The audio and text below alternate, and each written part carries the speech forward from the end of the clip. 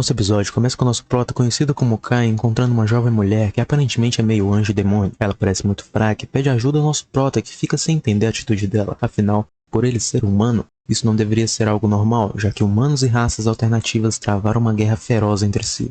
Logo, Kai questiona por que ninguém se lembra do mundo real. Voltando um pouco, vemos Kai e seus colegas Asheran e Saki monitorando o cemitério. O cemitério onde demônios, raças celestiais, espíritos e feras místicas causadores da guerra das 5 raças se encontram. A obrigação deles na Federação Urza é observar este cemitério onde esses demônios foram selados. Como mais um dia comum, o cemitério não tem nenhuma mudança, voltando ao carro, Asheran o pergunta se algum demônio já escapou nos últimos 100 anos. Ele diz que não, e que o trabalho deles como agência de proteção à humanidade é garantir que isso nunca aconteça. Asheran questiona se eles são os únicos levando isso a sério, já que ao todo existem 4 cemitérios no mundo.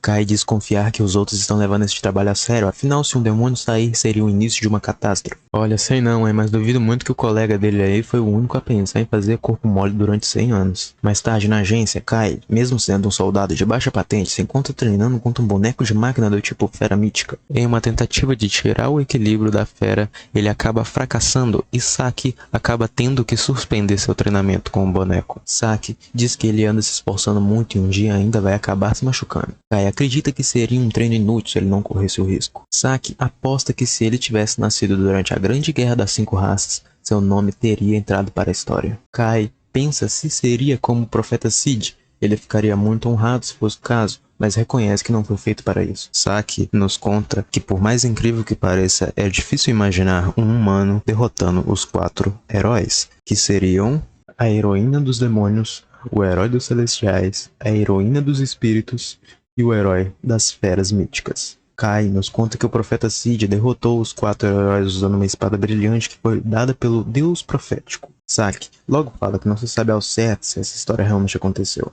já que não há nenhuma prova da existência do profeta, nem mesmo da sua espada, diferente dos 4 heróis que de fato existiram. Kai fala que não custa nada acreditar que alguém tão incrível realmente existiu. Deixando essa história de lado, Saki os pergunta o que eles farão para a comemoração da promoção da Jenny. Asheran pergunta se algum buquê de flores ou algo assim não é o suficiente. Saki fala que a Jenny está sendo transferida para a matriz da capital real de Urza, sendo a pessoa mais jovem a ser selecionada com apenas 17 anos. Com toda certeza, ela já vai ganhar muitos buquês de flores. Saki os pergunta se eles querem realmente que o presente deles seja algo tão comum. Kai logo recebe a seguinte mensagem de Jenny: amanhã às 10 me encontre no Terminal 9, em frente à estátua do gatinho, e mantenha esse segredo da Saki e do Asheran. Saki e Asheran acabam lendo a mensagem junto ao Kai, e o perguntam se por acaso ele não estaria em um relacionamento com a Jenny. Kai, para não ter que se explicar, diz que esta mensagem não é da Jenny e que está saindo para correr. Um tempo depois, Kai e Jenny se encontram, e a Jenny o questiona por que vir com um equipamento sendo que estava de folga. Ele a diz que isso é porque ele acaba de finalizar seu treinamento matinal. Dito isso, dali vão para as compras para comprar alguns presentes para Asheran e Saki. Jenny fala que quer dar presentes, já que será a última vez vendo aqueles dois. Kai diz que isso é exagero, já que em 2 anos ela volta como cadete para a agência. Mas por outro lado, Saki e Asheran já estarão terminando seu serviço militar e serão civis, sobrando apenas Kai e ela que continuarão sendo soldados da agência daqui a 2 anos. Apesar desse futuro triste, Kai diz a ela para não ficar pensando nisso, afinal, ela vai superar seu pai, o chefe da matriz da Urza, como já disse várias vezes a Kai. Terminando as compras, Jenny pergunta a Kai se ele tinha 10 anos quando se perdeu no cemitério dos demônios. Kai afirma e diz que foi aí que o pai dela o levou para a inspeção. Jenny fala que ficou surpresa com isso, já que ao voltar para casa, Kai falava ter visto a espada de Sid. Lá ele, hein, meus amigos. Kai não fala muito sobre isso porque ninguém acreditaria nele, mas foi nessa época que Kai colocou em sua cabeça que seu dever era não deixar que os demônios saíssem do cemitério, e é por isso que ele estará na agência daqui a 2 anos. Jenny o pergunta como ele os imagina no futuro, mas logo neste momento, o mundo ao redor de Kai parece se desfazer completamente. Uma voz surge nos dizendo que a reencarnação mundial foi ativada e está executando a substituição do mundo. Kai surge em um mundo totalmente devastado. A primeira coisa que o encontra é um demônio. O demônio sem conversa o ataca conjurando magias, mas com sua arma ele consegue cancelar as magias do demônio por causa de suas balas élficas modificadas. Kai corre para um combate corpo a corpo para se aproximar do demônio e disparar uma bala dragoniana, que reproduz a baforada das feras míticas. Apesar dessa ser a primeira batalha de verdade de Kai, ele consegue se movimentar como nos treinos, confiante que pode derrotar os demônios. O demônio logo pergunta quem seria ele, um humano dizendo que vai derrotar os demônios? Apesar de ser um demônio, ele fala muito bem a língua humana. Isso se dá pela lógica dos demônios que a maneira mais fácil e eficaz de dar ordens a um escravo é usando o seu próprio idioma. O demônio diz que Kai tem cheiro de perigo e que vai eliminá-lo agora mesmo, mas para a sorte de Kai, Saki e Ashara aparecem para resgatá-lo em um carro. Ao resgatá-lo, Saki pergunta de qual região seria ele. Apesar deles serem colegas de trabalho, Saki e Asharan nem se lembram sequer da existência dele. Kai tenta fazer eles se lembrarem dizendo que faziam parte da mesma unidade da agência, porém Saki o informa que desconhece esse nome e que na verdade eles são da Resistência, o exército humano rebelde.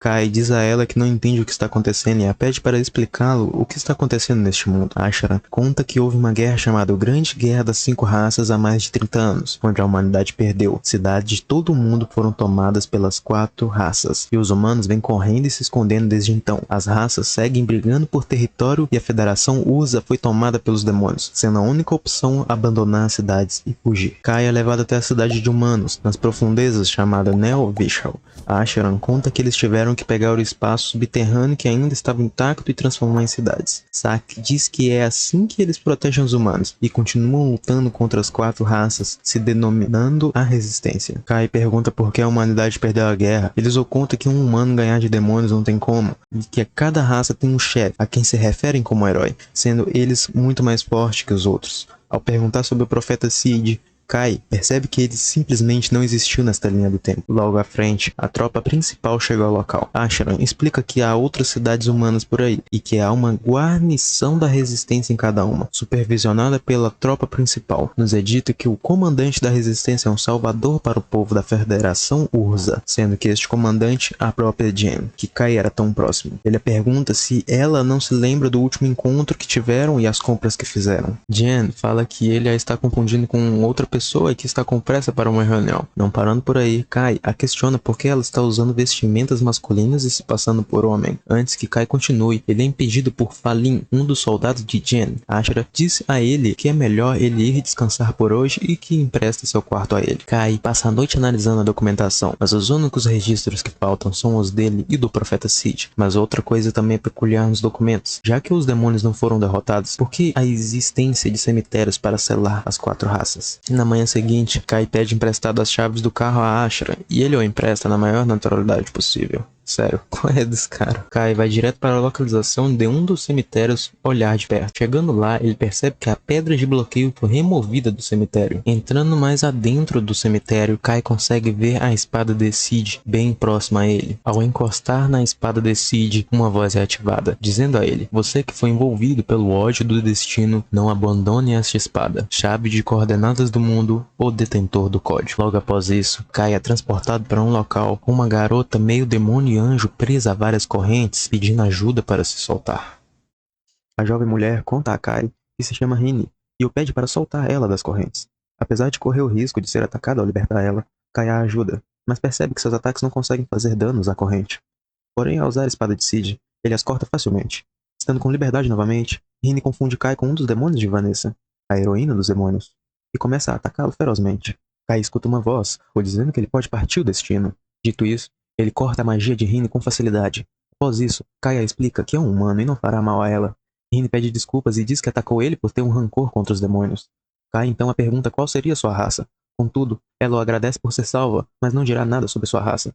Com isso, Kai a pergunta então sobre o lugar onde estão. Rini diz que estava lutando contra Vanessa e quando se deu conta estava presa ali. Kai fica surpreso com sua força para lutar contra um dos heróis. No mesmo momento, vemos uma fenda se abrindo com uma criatura anunciando que a entidade de destino singular despertou, com o nível de ameaça para o mundo como o pior, e os ataca sem hesitar. Em um ato de desespero, eles tentam fugir, mas Rini é capturada. Ao ver isso, Kai toma coragem e usa a espada para salvá-la mais uma vez, com um golpe capaz de abrir uma fenda para os tirar daquele lugar. Rini o agradece por ter salvo ela novamente. Ela conta que ninguém nunca fez algo assim por ela. Todas as raças a renegaram, e os demônios a chamam de abominação.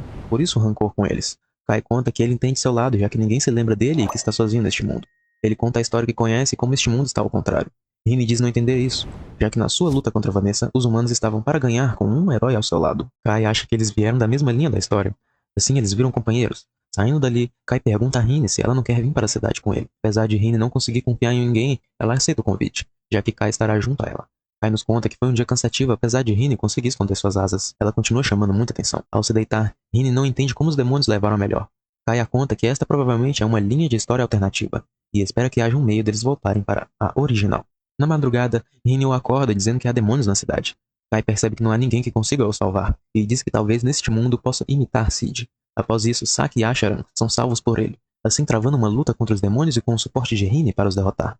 Ao ver ele lutando, seus amigos ficam curiosos sobre sua força. Ele explica que isso é porque ele vem de uma realidade onde os humanos ganham dos demônios. Saki o convida para ir até o CG da Resistência, dizendo que pela sua força, Jen com certeza vai escutá-lo. No caminho, Kai descobre que Jen tomou o lugar de seu pai após um ferimento de batalha. Chegando no QG, Kai conta sua história, mas ninguém consegue confiar nele. Ele até reforça, dizendo conhecer o pai e a avó de Jen, os chamando pelo seu apelido. Mas de nada adianta, assim encerrando a reunião. Mais tarde, Palin aparece dizendo que Jen quer conversar com ele. Então Jen aparece sem seu traje masculino e diz confiar em partes na história de Kai.